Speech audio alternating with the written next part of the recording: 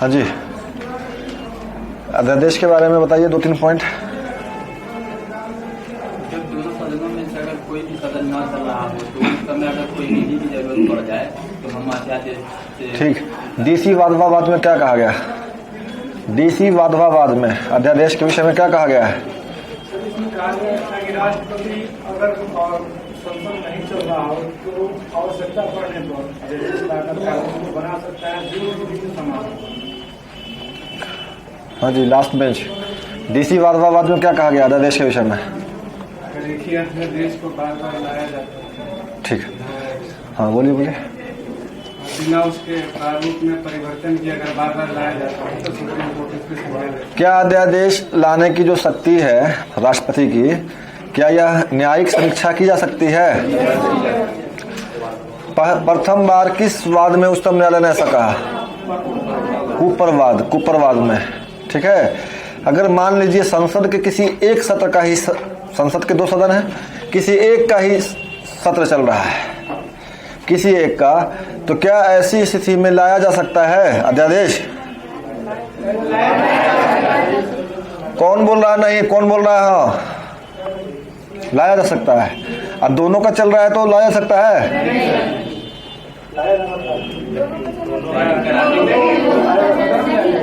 हाँ? दोनों का, मैं क्या सवाल समझे, दोनों का सत्र चल रहा है तो क्या अध्यादेश लाया जा सकता है? कौन कर रहा है कि हाँ?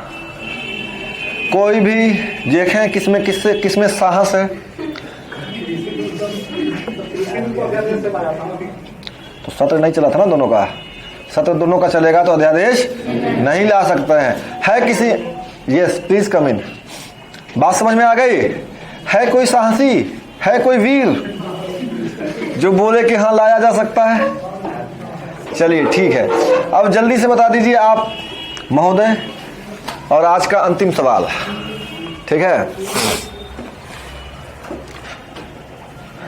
क्या आपको लगता है कि अध्यादेश लाने की शक्ति जो है, अगर इसका दुरुपयोग हो तो यह लोकतंत्र की हत्या हो सकती है? कैसे भाई, थोड़ा बताइए, हमको समझ में नहीं आ रहा है। इधर से भी तैयार रहिएगा। किसी भी लोकतांत्रिक देश में हाँ, अगर देखा जाए तो कोई भी विधेयक को अगर लाने की बारी हो तो उसे लोकसभा में, राज्यसभा दोनों में शामिल करना चाहिए। और अगर कोई ऐसा बहुमत वाले दल अगर ऐसा नहीं करते हैं तो यह एक प्रकार से अलोकतांत्रिक माना जाएगा। हाँ। क्योंकि भाई आपको जब बहुमत दिया गया है तो आप उसका सही तरीके से यूज करें, जो नियम बनाया गया है उस नियम का पालन करें।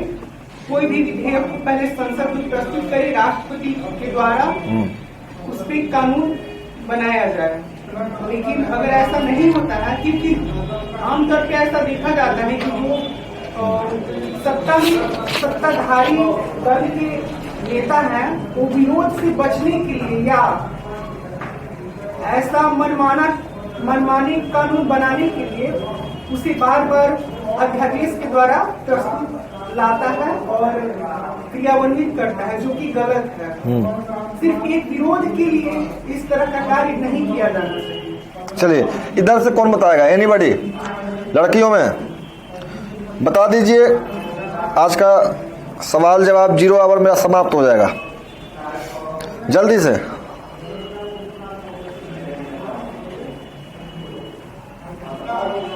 अरे बताइए भाई, व्हाट हैज हैपेंड? सबसे पूछने लगेंगे, बताइए जल्दी से।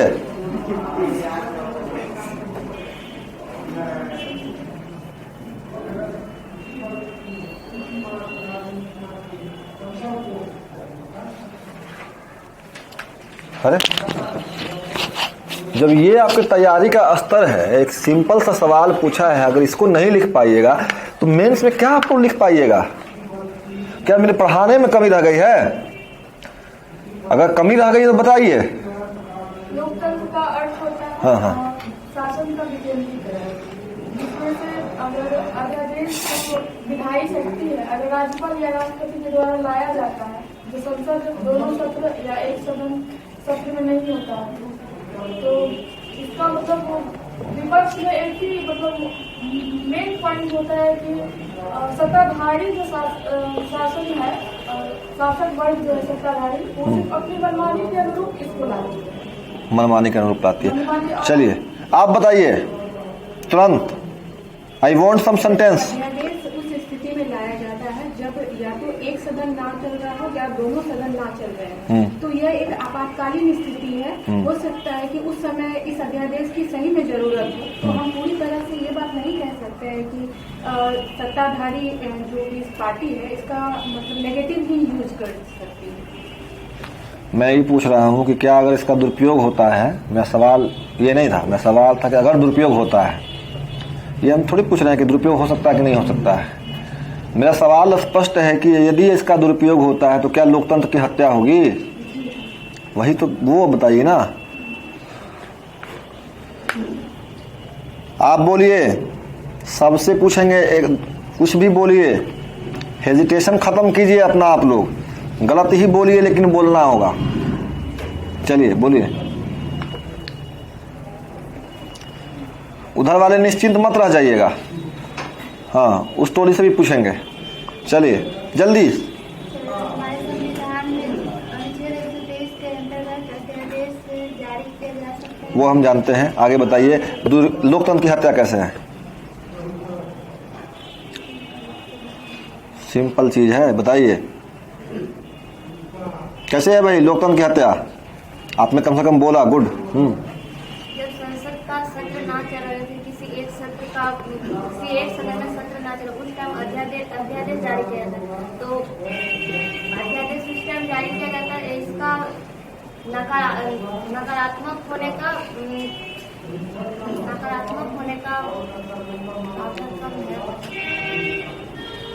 आप बताइए। आप तो बोल चुके हैं, आप बोलिए।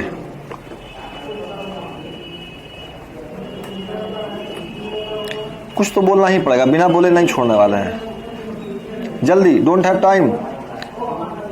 अध्यादेश इमरजेंसी मतलब जब संसद का दोनों सदन नहीं चल रहा हो तो अध्यादेश लाया जाता है।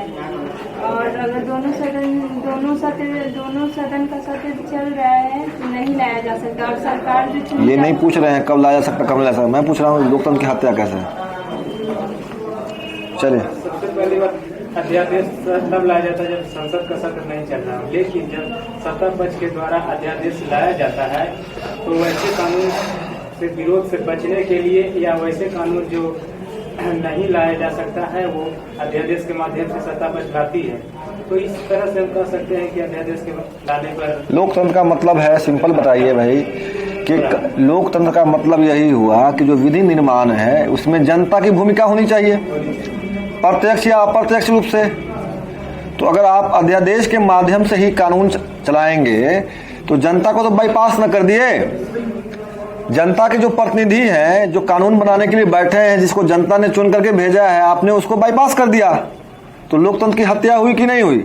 सिंपल सी बात है कि अध्यादेश का प्रावधान एग्जिजेंसीज के लिए दिया गया है, विकट परिस्थितियों के लिए दिया गया है। सत्र नहीं चल रहा है और कानून की अति आवश्यकता है, तीव्र आवश्यकता है, तो अध्यादेश लाने के लिए एक स्पेशल कंडीशन दिया गया है। ना कि आपको कह दिया गया कि अब इसी के माध्यम से देश को चलाइए। अध्यादेश से ही कानून लाइए और देश को चलाइए, इसके लिए अध्यादेश नहीं दिए गए हैं। विकट परिस्थिति के लिए, एक्सेप्शनल केसेस के लिए अध्यादेश का प्रावधान दिया गया है, ना कि सामान्य स्थिति में कानून लाने के लिए दिया गया है।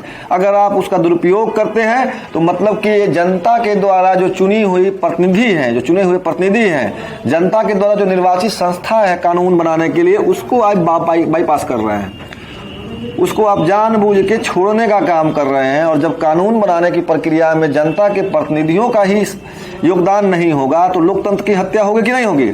सिंपल सी बात है, इसी को बताना था। कोई बहुत ज्यादा मैंने टेढ़ा सवाल नहीं पूछा था, एक सिंपल सा पूछा था। चलिए, समाप्त हो गया। तो हम लोग राष्ट्रपति, राज्यपाल समाप्त कर चुके हैं। अब हम लोग एक चीज पढ़ेंगे, एक टॉपिक पढ़ेंगे। राष्ट्रपति पे सारे सवाल लिखा दिए हैं ना जी? हम सवाल नहीं लिखाए हैं राष्ट्रपति पे। सवाल लिखा है लेकिन कंप्लीट अब कंप्लीट नहीं हुआ, क्या बचा हुआ बताइए? इसमें सर बता रहे हैं कि राष्ट्रपति राज्यपाल की शक्तियों का तुलनात्मक, ये नहीं लिखा है। अच्छा ठीक है। और और सर आप बोल रहे थे कि जैसे विंडो शक्ति और न्यायिक समीक्षा वगैरह है, अगर पार्टिकुलर इसी के बारे में पूछेगा टिप्पणी करने के लिए तो आप पीडीएफ वगैरह बोले थे कि भेज देंगे। पीडीएफ दे देंगे, ठीक है। चलिए और बोलिए, सुन लीजिए राष्ट्रपति से सवाल कैसे कैसे पूछेगा, एक बार रिवाइज करा देते हैं। राज्यपाल से कैसे कैसे सवाल पूछेगा, ठीक है। अगर सवाल मैंने नहीं लिखाया है, कोई छूट गया है तो उसको लिख लीजिएगा, ठीक है। इससे ज्यादा सवाल नहीं पूछेगा आपको। राष्ट्रपति के बारे में अगर बात करें तो सिंपल सा एक जनरल सा सवाल, पेटेंट क्वेश्चन है, जो कि देखने में आसान लगता है बट उतना आसान है नहीं। बोलेगा राष्ट्रपति की शक्तियों का वर्णन करें। बात समझ में आ रही है? तो बच्चे शुरू होते हैं और इसमें लिखने लगते हैं राष्ट्रपति की विधायी शक्ति, कार्यकारी शक्ति, ये शक्ति, वो शक्ति, दुनिया शक्ति लिख देते हैं, समझ गए। लेकिन भाई यह भी तो बता दो कि राष्ट्रपति की वो शक्तियां स्वयं प्रयोग कर सकता है या फिर किसी के प्रयोग से, किसी की सलाह से कर सकता है, या फिर उसकी कुछ स्वविवेक शक्तियां भी हैं। तो भाई राष्ट्रपति की जितनी भी शक्तियों का वर्णन करें, थोड़ा सा शॉर्ट में उसकी जो संवैधानिक स्थिति है उसका भी वर्णन कर दीजिए। मतलब बता दीजिए अनुच्छेद 53 के तहत उसकी क्या प्रावधान है, अनुच्छेद 74 क्या कह रहा है, अनुच्छेद 75 क्या कर रहा है, और उसकी स्वविवेक शक्तियां भी अगर कुछ है तो बता दीजिए, ताकि क्लियर हो जाए एग्जामिनर को कि भाई बच्चा जानता है कि राष्ट्रपति ये सारी शक्तियों का प्रयोग स्वयं नहीं कर सकता है, मंत्रिपरिषद की सलाह पे कर सकता है, लेकिन कुछ ऐसी भी परिस्थितियां हैं जहां पे वह अपने स्वविवेक शक्ति का भी प्रयोग करता है। स्पष्ट न हो जाएगा, केवल आप लिख दीजिएगा राष्ट्रपति की विधायी शक्ति ये है, अनुच्छेद 111 में ये क्या बात है, ठीक है, अनुच्छेद 108 में ये बात है, राष्ट्रपति की कार्यकारी शक्ति, इसकी नियुक्ति, प्रधानमंत्री की नियुक्ति, उसकी वित्तीय शक्ति, वित्त आयोग की बात कर दी अनुच्छेद 280 के तहत, सारी शक्तियों का वर्णन कर दिए। न्यायिक शक्ति, कौन कौन शक्ति, सब वर्णन कर दिए। पढ़ने वाला भ्रमित हो जाएगा, कहेगा कि बाप रे बाप, राष्ट्रपति इतना शक्तिशाली है जी, हम तो समझते थे कि प्रधानमंत्री और मंत्रिपरिषद ही मेन है। ये देखो तो उसकी भी नियुक्ति करता है, प्रधानमंत्री की नियुक्ति करता है, जब चाहेगा प्रधानमंत्री से किसी मैटर पे जवाब मांग लेगा, इंफॉर्मेशन मांग लेगा, बड़ा शक्तिशाली है। भ्रमित हो जाएगा कि नहीं हो जाएगा? तो साथ में बता दीजिए, भ्रम को दूर करने के लिए चीजें क्रिस्टल क्लियर होनी चाहिए कि भाई आप गलतफहमी में ना रहे, ये सब शक्तियां हैं बट ये शक्ति का प्रयोग वह स्वयं नहीं कर सकता है, वह मंत्रिपरिषद की सलाह पे करेगा। हाँ, कुछ भी उसकी स्वाभाविक शक्तियां भी हैं, इसके लिए अनुच्छेद 53, 74, 75 बताना पड़ेगा। क्लियर है? अब देखिए ये जो सवाल है, इसी सवाल में से कई और छोटे छोटे सवाल बन सकते हैं। राष्ट्रपति की वीटो शक्तियों के बारे में लिखें, बता चुके हैं वीटो शक्ति कितने प्रकार के वीटो होते हैं, कौन कौन, बोलिए जोर से, it should be audible to the whole class. जब भी बोलिए तो सबसे जो महत्वपूर्ण होता है उसको पहले बोला कीजिए। हाँ, अत्यांतिक वीटो और नीलमकारी वीटो, जेबी वीटो, ठीक है, समझ गए। तो वीटो शक्तियों के बारे में आ सकता है, ठीक है। इसके बाद से और क्या आ सकता है, तो वीटो शक्तियों के बारे में जब भी आएगा, ठीक है, अगर केवल सवाल ये पूछा है, बातों को समझिए, कॉन्सेप्ट में डालिए। अगर सवाल केवल ये पूछा है कि राष्ट्रपति की शक्तियों को लिख दो, तो फिर आप सारी शक्तियां लिखेंगे और 53, 74 और 75 लिख करके एक सारांश मार देंगे। लेकिन पूछता है कि केवल जेबी वीटो लिखो, ठीक है, तो जेबी वीटो लिखिएगा, ठीक है, लेकिन उसके जितने प्रावधान है वो सारे आपने लिख दिए, ठीक है। उसके बाद से आपको थोड़ा सा उस पे और भी लिखना होगा। आपको लिखना होगा कि क्या जेबी वीटो का दुरुपयोग हो सकता है। बात समझ में आ रही है? केवल अगर बोलने की इस पे टिप्पणी लिखिए या शॉर्ट में लिखिए, तो आपको उसके और भी पक्षों पे विचार करना होगा। बात समझ में आ रही है? आपको लिखना होगा कि जेबी वीटो से क्या संविधान में जो है एक संकट की स्थिति उत्पन्न हो सकती है, क्या जेबी वीटो के प्रयोग से क्या कहते हैं उसको, इसका दुरुपयोग भी किया जा सकता है, क्या इसका उपयोग उचित है। बात समझ में आ रही है? या क्या वीटो जो शक्तियां हैं, क्या उसका दुरुपयोग की भी कोई संभावना बनी रहती है। इन पहलुओं पे भी थोड़ा सा आपको लिखना होगा। बात समझ में आ रही है? उसी तरह से अगर पूछता है राष्ट्रपति की न्यायिक शक्तियां, आप भेजे नहीं जी, आपको मैंने कहा था भेजने के लिए, राज्यपाल का न्यायिक शक्ति बोले थे ना भेजने के लिए, वो आपने जो दिखाया था वो यूट्यूब वाला, तो नंबर नहीं था तो ले लेते ना, उनके पास है, ले लीजिएगा, ठीक है। चलिए, अब इतना सिखाना पड़ेगा, ये तो लड़के तो इसमें बड़ा तेज होते हैं। चलिए ठीक है, समझ में आई बात है। तो कहने का मतलब यह है कि इन पहलुओं से भी थोड़ा सा विचार हमको करना होगा। जैसे देखिए हमने पढ़ा दिया आपको कि राष्ट्रपति की अध्यादेश वाली शक्ति पढ़ा दिए ना। अब देखिए अध्यादेश से हमने सवाल कैसे घुमा के पूछा। सारे प्रावधान तो आप पढ़ लिए, लेकिन थोड़ा सा सवाल को मैंने ट्विस्ट कर दिया। क्या कर दिया कि भाई राष्ट्रपति के अध्यादेश शक्तियां लिखे, क्या यह लोकतंत्र की हत्या की संभावना बनी रहती है? बात समझ में आ रही है? तो जवाब तो बड़ा सिंपल सा था ना। तो इस तरीके से हमें पढ़ना होगा क्या क्या, उसकी न्यायिक शक्तियां, उसकी वीटो पावर की जो शक्तियां हैं, ठीक है। इसके साथ साथ आपको पढ़ना होगा राष्ट्रपति की जो आपातकालीन शक्तियां हैं। चर्चा किए हैं ना पूरा, आपातकालीन किए हैं क्या, किए ना आपातकालीन शक्तियां। इसको आपको अलग अलग से पढ़ना होगा। एक सवाल है राष्ट्रपति और राज्यपाल में तुलना अभी बता दे रहे हैं, पीडीएफ भेज देंगे, ठीक है, आप लोग का क्लियर हो जाएगा। कोई दिक्कत? चलिए पीडीएफ भेज देंगे। उसके बाद से मुख्यमंत्री खत्म करेंगे और कल से एक बहुत ही महत्वपूर्ण चैप्टर संसद शुरू करेंगे, ठीक है, संसद। चलिए अपना दिमाग का दायरा थोड़ा बढ़ाइए, समझ गए। रटंत विद्या से दूर भागिए। मेंस है, बीपीएससी अब वो ट्रेंड को धीरे धीरे बदला है। वो जमाना चला गया कि हम लोग गेस करते थे और क्वेश्चन हु बहू उतर जाता था। अब टॉपिक गेस होती है। बात समझ में आ रही है? टॉपिक गेस होती है, क्वेश्चन टॉपिक से बाहर नहीं आएगा। जितने प्रकार से हमने मरोड़ के क्वेश्चन बता दिया उससे बाहर नहीं आएगा, ठीक है ना जी। तो हर एंगल से सोचने का प्रयत्न कीजिए। कुछ लड़के कर रहे हैं, कुछ लोग बस सर ने जितना बढ़ा दिया उतना ही पे संतुष्ट हैं, ठीक है। थोड़ा सा अपने सोच को, एनालिटिकल पावर को बढ़ाइए। इस पे ऐसे भी प्रश्न बन सकता है, इस पे ऐसे भी प्रश्न बन सकता है, ठीक है। क्वेश्चन बैंक को उठाइए और देखिए आईएएस के जो सवाल पूछे हुए हैं पॉलिटी से मेंस में, देखिए कैसे घुमा के सवाल पूछा है। सीधी सी चीज को पूछ रहा है, सीधी सी चीज। हमने कितना सीधा सा चीज पूछा, लोकतंत्र की हत्या है अध्यादेश से, बड़ा सीधा सा जवाब दिया। थोड़ा सा घुमा दिया ना क्वेश्चन को, ऐसे करना है। क्लियर है? मेंस जब पढ़ रहे हैं तो 360 डिग्री ऑफिसर का माइंड 360 डिग्री चलता है तो वो ऑफिसर बनेगा, नहीं तो ऑफिसर बन के भी परेशान रहेगा। माइंड को 360 डिग्री चलाइए। सर ने पढ़ाया राष्ट्रपति पे कितने प्रकार के सवाल बनते हैं, आज जाइए आईएएस का सवाल उठाइए। हालांकि जो भी सवाल बनते हैं मैंने लिखा दिया है, फिर भी अपने से भी कुछ प्रयत्न करना है। ये दरोगा ना बीच में आ गया है, बच्चे समय देते नहीं है दूसरे चीज को, और उसी में हम पढ़ा रहे हैं, ठीक है। दरोगा के एग्जाम में पूरा बिहार अभी पागल हो चुका है। सबको लग रहा है कि 2214 सीट है, हमको मिल जाना चाहिए। अच्छी बात है, ये जुनून तो होना चाहिए, लेकिन इससे बीपीएससी जो मेंस की क्लास में जो बच्चों को समय देना चाहिए था घर पे, वो दे नहीं पा रहे हैं। चलिए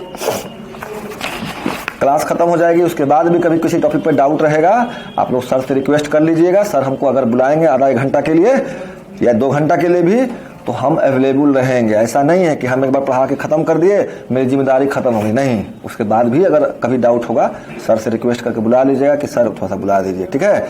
या कभी जब एग्जाम मेंस का होगा, ठीक है, तो भी आप लोग रिक्वेस्ट कर सकते हैं। तो थोड़ा सा आकर के हम आप लोग को गाइड कर देंगे कि भाई देखो लो इस बार जो मेंस देना है उसके लिए ये इम्पोर्टेंट है, ठीक है। चलिए तो तुलना के बारे में, तुलना आप लोग स्वयं कर लीजिएगा। देखिए मैं शुभ बता रहा हूं, अगर देखिए अगर हम बात करते हैं तुलना की, तो राष्ट्रपति की नियुक्ति कैसे होती है?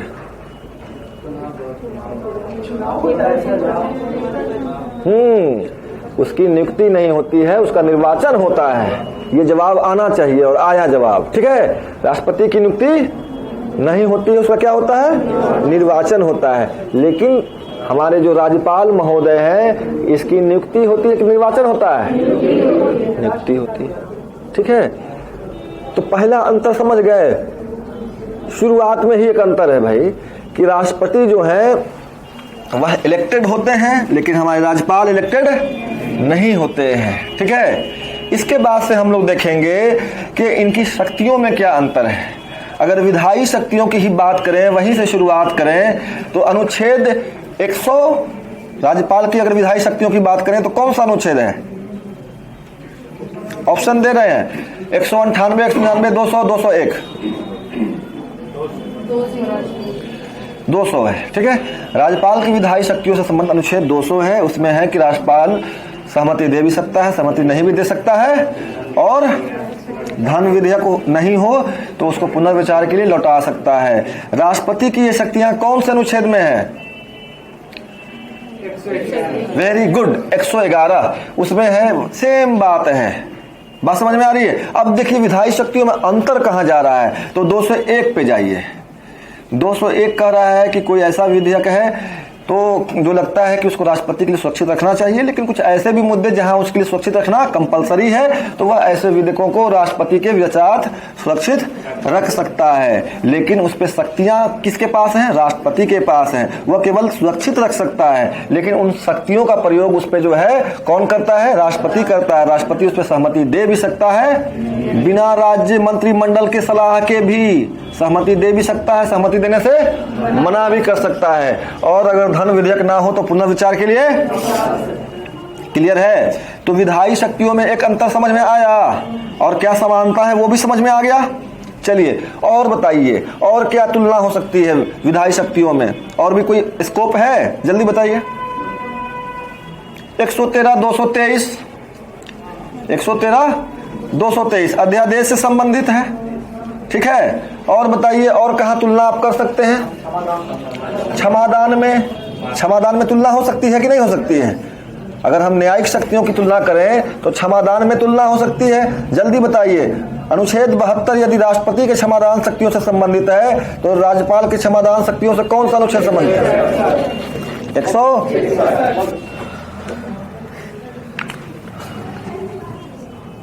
ट्रिक बताए थे इस क्लास में, इसी में बताए थे। एक घटाइए, एक लिख दीजिए, ठीक है। 161 हो गया, 72 से 161 है ना। ये क्षमादान शक्तियां हैं। क्षमादान शक्तियों में यस आप बताएंगे क्या अंतर है दोनों की क्षमादान शक्तियों में?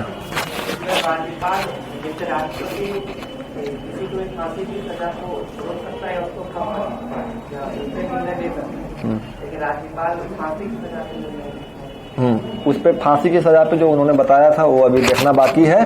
कुछ नए बात आई है, अभी हाल में संशोधन हुआ है। आप उसको भेज दीजिएगा, हम देख के बताएंगे, कल हम पक्का बताएंगे, ठीक है। चलिए अभी जो यथावत जो स्थिति है वो यही है। और बताइए क्या अंतर है, जल्दी। यस बताइए क्या अंतर है? क्षमादान शक्तियों में क्या अंतर है भाई? ठीक है वो समझ गए, और बताइए।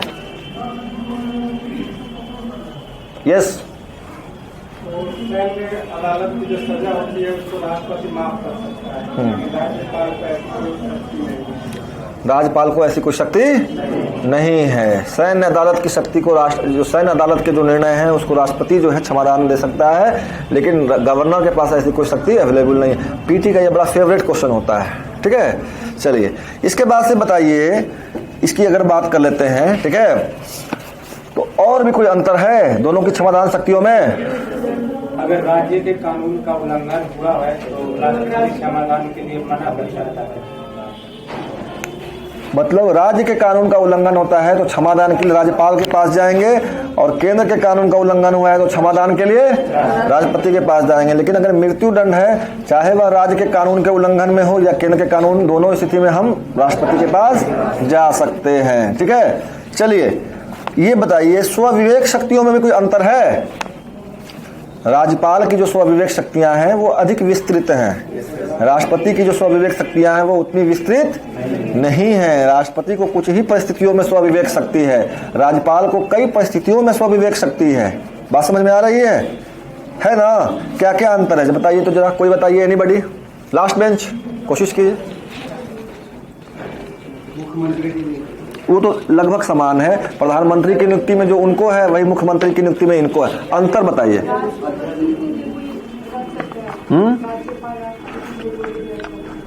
नहीं मैं ये पूछ रहा हूँ, मेरा सवाल ये है कि स्वविवेक, हाँ ये इन्होंने सही बताया स्वविवेक में कि राज्यपाल को एक शक्ति है कि वह विधेयक को, किस विधेयक को राष्ट्रपति के विचारार्थ सुरक्षित रख सकता है, रखना चाहता है या नहीं रख सकता है, इसमें वह स्वविवेक शक्ति का ही प्रयोग करेगा। और उसकी जो स्वविवेक शक्ति है उसको आप किसी भी न्यायालय में चैलेंज नहीं कर सकते हैं। कोई शक्ति उसके स्वविवेक शक्ति के अंतर्गत आती है या नहीं आती है, इस पर अंतिम निर्णय राज्यपाल का ही होता है। और भी कुछ स्वविवेक शक्तियां हैं। शासन के लिए राष्ट्रपति से लगाते हैं। ठीक है, और बताइए और अंतर। रॉयल्टी से संबंधित जो ट्राइबल एरियाज है वहां पे जो रॉयल्टी से संबंधित जो बातें हैं, ठीक है। और बताइए विदर्भ का जो एरिया है, महाराष्ट्र का कुछ एरिया है, वहां पे भी राज्यपाल को कुछ विशेष शक्तियां प्राप्त हैं जो कि राष्ट्रपति को प्राप्त नहीं है। कुछ ऐसे भी क्षेत्र हैं जहां पे राज्यपाल को लॉ एंड ऑर्डर की शक्तियां प्राप्त हैं। कहां पे प्राप्त है, जल्दी बताइए। अरुणाचल प्रदेश, ठीक है। तो ये अंतर है, कुछ अंतर है। तो जो तुलना करेंगे तो इसी प्रकार से हम लोग तुलना करेंगे, उसका एक PDF हम दे देंगे, ठीक है। तो चलिए, राज्यपाल और राष्ट्रपति समाप्त हुआ। एक टॉपिक है मुख्यमंत्री, हेडिंग दीजिए मुख्यमंत्री। मुख्यमंत्री की पूछने की संभावना कम रहती है, फिर भी पढ़ा दे रहे हैं कि अगर पूछ दिया तो आपको दिक्कत नहीं होना चाहिए। कार्यपालिका में हम लोग क्या क्या पढ़ेंगे? कार्यपालिका में राष्ट्रपति, प्रधानमंत्री, राष्ट्रपति, राज्यपाल, मुख्यमंत्री। इसके अलावा हम लोग पढ़ेंगे महान्यायवादी और क्या पढ़ेंगे? CAG, CAG. समझ गए? कैग को पढ़ना जरूरी है। सर एक प्रश्न है, राज्यपाल जैसे विवादित पद है, इसका समाधान क्या होगा? सोल्यूशन किस प्रकार से कम किया जा सकता है? मेरे नोट्स में दिया हुआ है, मैंने समझाया है कि सरकारिया आयोग की बहुत सारी सिफारिशें हैं कई बिंदु संबंधित। अगर उसको हम लागू करते हैं और जो मेन विवाद होता है वह राष्ट्रपति शासन को लेकर के है, ठीक है। मुख्यमंत्री का चुनाव भी होता है, अपनी पसंद का राज्यपाल चुन लेते हैं। मैं भाई बता रहा हूँ कि सरकारिया आयोग को आपको कोट करना पड़ेगा। जब हम पढ़ा रहे थे उस दिन क्लास में नहीं आए थे। आए थे सर, बट क्लियर उतना नहीं होता है। देखिए, मैंने बताया था कि सरकारिया आयोग की सिफारिशें हैं, जो विवाद के जो पहलू हैं उसको कम करने के लिए कई बिंदु संबंधित सरकारिया आयोग की सिफारिशें हैं। अगर उन सिफारिशों को लागू करें तो कम हो सकता है। इसके साथ साथ आप देखेंगे कि राष्ट्रपति शासन की अगर बात करते हैं तो मेन जो राज्यपाल का पद है वह उसी कारण से विवादों में रहता है। राष्ट्रपति शासन को लेकर के राज्यपाल का पद काफी विवाद में रहता है और इसको कम करने के लिए सरकारिया आयोग की सिफारिशों को ध्यान में रखते हुए उच्चतम न्यायालय ने बोम्माई वाद में कुछ गाइडलाइंस दी हैं कि कहां पे राष्ट्रपति शासन लागू होना चाहिए, कहां पे नहीं होना चाहिए। बात समझ में आ रही है? कहां कहां होना चाहिए हम बताए थे बोर्ड पे, थोड़ा सा रिवाइज करा देते हैं। जैसे कोई सरकार बनाने की स्थिति में नहीं हो तो उच्चतम न्यायालय कहता है कि हाँ भाई यहाँ पे आप राष्ट्रपति शासन लगा सकते हैं। दूसरा क्या है कि सरकार बनाने की स्थिति में सरकार बनाना नहीं चाहता है तो भी लगा सकते हैं। तीसरा क्या है कि राज्य अपना काम ठीक से नहीं कर रहा, लॉ एंड ऑर्डर उसका काम है लेकिन लॉ एंड ऑर्डर को अच्छे से मेंटेन नहीं कर रहा, अराजकता की स्थिति है, कानून व्यवस्था बिल्कुल खराब हो चुकी है, ऐसी स्थिति में भी लगा सकते हैं। 365 में दिया हुआ है कि राज्य केंद्र के आदेशों को नहीं मान रहा है तो भी आप राष्ट्रपति शासन लगा सकते हैं। इस तरह से बहुत सारी कंडीशंस दी है उच्चतम न्यायालय ने, जहां पे बताया है कि हाँ भाई ये परिस्थितियां हैं, यहाँ पे आप राष्ट्रपति शासन लगा सकते हैं। कहाँ नहीं लगा सकते हैं? जैसे कि कोई दूसरा एक कोलिशन, एक गवर्नमेंट जो है वो सरकार नहीं बना पा रही है, ठीक है, सरकार गिर गई। अब जो है आपको मौका देना चाहिए। दूसरे अगर दल हैं वो सरकार बनाने की स्थिति में तो उनको मौका देना चाहिए। इसका उल्लंघन देखिए 2005 में बूटा सिंह, याद है? बूटा सिंह के बच्चे थे उस समय, आप लोग नहीं याद होगा, छोटे होंगे आप लोग काफी, ठीक है। हुआ क्या कि 2005 में जो सरकार बने, समझे, तो राबड़ी देवी आरजेडी से थे, ठीक है।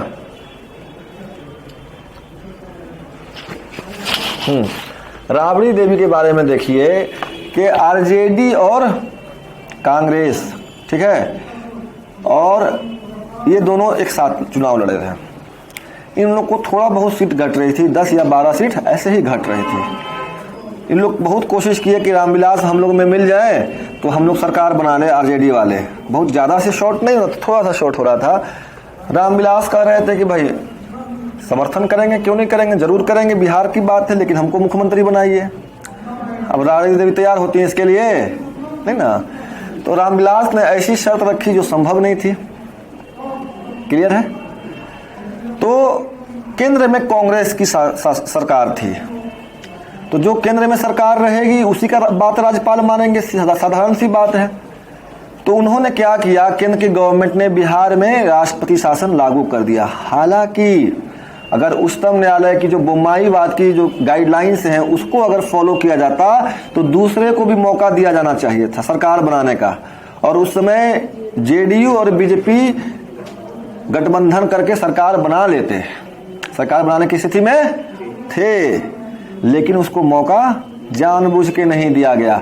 यही उच्चतम न्यायालय कह रहा है कि भाई अगर कोई एक कोalition सरकार बनाने की स्थिति में नहीं है लेकिन दूसरा है तो उसको मौका दीजिए, उसको मौका आप दीजिए, लेकिन मौका नहीं दिया गया। ठीक है, तो इस तरह की बातें हैं, कुछ इस तरह की गाइडलाइंस हैं कि कहां कहां पे आप सरकार राष्ट्रपति शासन लागू नहीं कर सकते। और उच्चतम न्यायालय ने साफ साफ कर दिया कि ये जुडिशियल रिव्यू से बाहर नहीं है, राष्ट्रपति शासन जो लगेगा वह जुडिशियल रिव्यू से बाहर नहीं है। तो यही सब है, यही सब पॉइंट्स हैं। अगर पूछता है आपसे कि राज्यपाल का जो विवादास्पद पद है उसको कैसे हम विवाद को कम कर सकते हैं, 2 का चर्चा कर दीजिए, आपका उत्तर कंप्लीट हो जाएगा। सरकारी आयोग की जितनी सिफारिशें हैं वो ग्राफ जो हमने दिया है उस ग्राफ में बताया है कौन कौन बिंदु पे क्या क्या सरकारी आयोग ने कहा है। ठीक है, लेकिन उसका डिटेल्स नहीं दिया है। डिटेल्स कहिएगा तो एक पेज में लिख करके दे देंगे। जैसे हमने बताया है कि सरकारी आयोग ने विवाद को कम करने के लिए कौन कौन से बिंदु से संबंधित अपनी सिफारिशें दी, लेकिन उस बिंदु में क्या कहा है वो नहीं दिया है।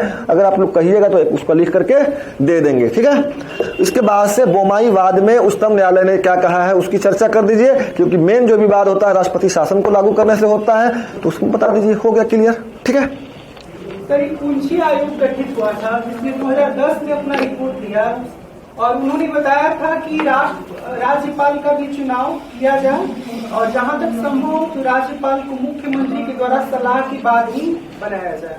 नहीं, बिल्कुल सही कहा है, लेकिन पूंछी आयोग की जो बात है उसको जो है प्रैक्टिकली रूप से मानना संभव नहीं है। हाँ, ये जो कहते हैं कि मुख्यमंत्री की सलाह लिया जाए वो परंपरा चली आ रही थी, लेकिन कई समय पे इस परंपरा का उल्लंघन किया जाता है। तो ये जो सलाह है पूंछी आयोग की इसको दिया जा सकता है, लेकिन चुनाव किया जाए इसकी कोई आवश्यकता नहीं है, क्योंकि जैसे ही चुनाव होगा तो फिर एक टकराव की स्थिति उत्पन्न हो जाएगी। कोई आवश्यकता नहीं है, एक भी लॉजिक नहीं है। बात समझ में आ रही है? चुनाव कराएंगे या कोई शक्ति नहीं देंगे तो मतलब जनता के साथ धोखा हुआ। जनता के प्रतिनिधि को चुन रहे हैं, आप उसको कोई शक्ति नहीं दीजिएगा तो ये तो सही नहीं ना है। इसीलिए चुनाव कराने की जो बात है पूंछी आयोग की, इसको हम लोग को नहीं देना है। लेकिन पूंछी आयोग की जो वो बात है कि भाई सलाह पे तो बताना है कि परंपरा भी यही चली आ रही थी, कई स्थानों पे इसका परंपरा का उल्लंघन किया। आवश्यकता है कि पूंछी आयोग की इस बात को भी हमें ध्यान देना चाहिए। क्लियर है? चलिए हेडिंग दीजिए मुख्यमंत्री।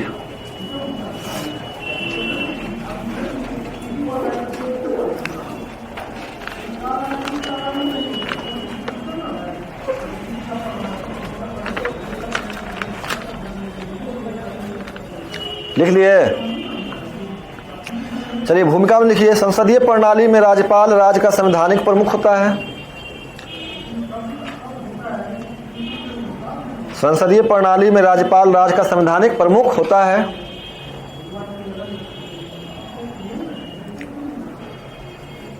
जितना हम अभी तक पीडीएफ दिए हैं सब आप लोग नोट कर लिए हैं? कौन कौन नोट नहीं किया ईमानदारी से हाथ उठा दीजिए। क्यों? आप लोग के दूसरा, आप लोग मतलब बाकी जो नहीं उठाए सब नोट कर लिए हैं? आप नोट नहीं किए हैं? आप नोट कर लिए हैं जी? हाथ क्यों नहीं उठाए? नोट नहीं करने उठाए हैं? आप नोट कर लिए हैं? दिखाइए प्लीज कॉपी। हाथ उठाए हो सकता है मैंने देखा नहीं हो। समय नहीं है। क्या कर रहे हैं? समय क्यों नहीं मिल पा रहा है? चलिए सारी बात कर लेंगे। दरोगा में बिजी हैं?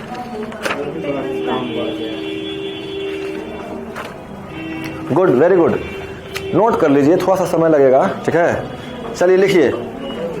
मेन तो लिखा ही रहे हैं, एक आध जो पीडीएफ दे देते हैं उसको आप लोग नोट कर लीजिए। ठीक है, कर लीजिएगा ना? गुड। चलिए मुख्यमंत्री के बारे में लिखिए। सबसे पहले संसदीय प्रणाली में राज्यपाल राज्य का संवैधानिक प्रमुख होता है। संसदीय प्रणाली में राज्यपाल राज्य का संवैधानिक प्रमुख होता है। आपने लिख रहे हैं? जबकि वास्तविक शक्तियां मुख्यमंत्री के हाथ में होती हैं। जबकि वास्तविक शक्तियां मुख्यमंत्री के हाथ में निहित होती हैं। ठीक है, जबकि वास्तविक शक्तियां मुख्यमंत्री के हाथ में होती हैं।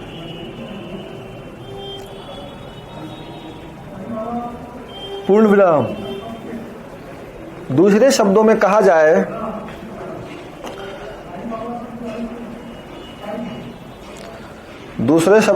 जाए तो राज्यपाल राज्य का प्रमुख है, तो मुख्यमंत्री सरकार का प्रमुख होता है। राज्यपाल राज्य का प्रमुख है तो मुख्यमंत्री सरकार का प्रमुख होता है।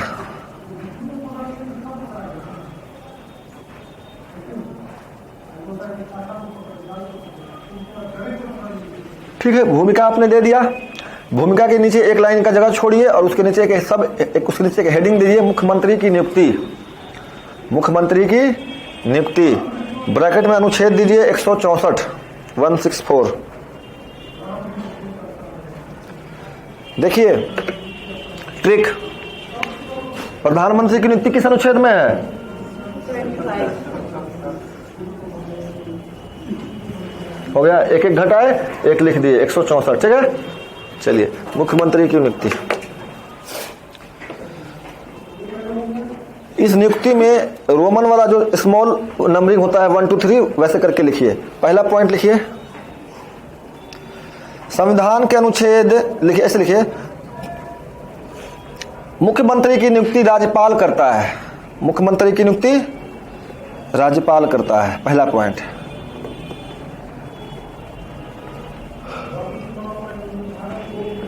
दूसरा पॉइंट लिखिए, राज्यपाल विधानसभा में बहुमत दल के नेता को मुख्यमंत्री नियुक्त करता है। राज्यपाल विधानसभा में बहुमत दल के नेता को मुख्यमंत्री नियुक्त करता है। कहीं पे भी कोई पॉइंट समझ में नहीं आए तुरंत रोक करके पूछ लीजिए, ठीक है, बिना समझे नहीं लिखना है कुछ भी। राज्यपाल विधानसभा में बहुमत दल के नेता को मुख्यमंत्री नियुक्त करता है। पूर्ण विराम दीजिए।